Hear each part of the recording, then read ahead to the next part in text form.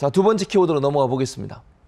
네, 미디어 체크 두 번째 키워드는 3명 중 2명, 뉴스 회피 위해 노력입니다. 영국의 로이터 저널리즘 연구소가 세계 46개국을 대상으로 디지털 뉴스 이용 행태를 분석했습니다. 그중에 한국의 상황에 초점을 맞춰서 분석한 보고서가 있어서 그 내용을 소개해드릴까 합니다. 미디어스 기사로 같이 보시겠습니다. 한국언론진흥재단이 발간한 디지털 뉴스 리포트 2022 한국에 따르면 한국 이용자의 67%는 뉴스를 회피하기 위해 적극적으로 노력하고 있는 것으로 나타났습니다. 젊은 층일수록 적극적으로 뉴스를 회피하는 것으로 집계됐고요.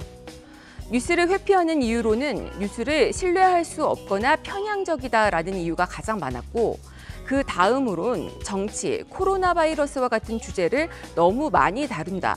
뉴스가 내 기분에 부정적인 영향을 미친다. 많은 양의 뉴스가 쏟아져서 지쳤다 등이 꼽혔습니다. 뉴스에 관심이 없다는 응답률은 13%로 2017년 대비 2배 이상 높아졌는데요. 또 어떤 매체를 통해 뉴스를 접하는가라는 질문에 뉴스를 이용하지 않는다는 응답률이 6%에 달했는데 2016년과 비교해 3배 증가한 수치입니다. 뉴스를 신뢰할 수 없거나 편향성이 있어서 뉴스를 회피한다. 그럼 결국 우리나라 언론이 보도하는 뉴스에 대한 신뢰도가 정말 바닥이라는 얘기잖아요. 이게 정말 충격적이었고, 또 하나는 뉴스에 대한 무관심이 연령대별로 보면 젊은 층에서 더 많이 나온다는 거잖아요. 그렇습니다. 이것도 큰 문제라고 보는데 차 기자님 어떻게 생각하세요? 말씀하신 대로 젊은 층에서 확실히 두드러지는 현상이에요.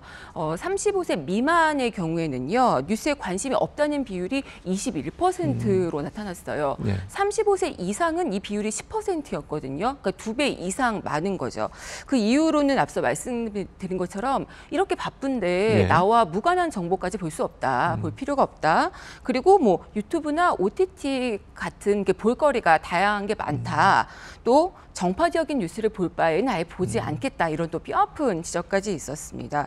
그런데 2030이 뉴스를 아예 안 본다거나 또 사회에 무관심하다고만 볼 수는 없어요. 네. 왜냐하면 그 뉴스 플랫폼 자체가 이전에 TV와 그 신문 같은 전통적인 매체에서 유튜브 채널이나 틱톡, 페이스북, 그리고 뉴스레터 구독 같이 굉장히 다양한 방법으로 변했죠.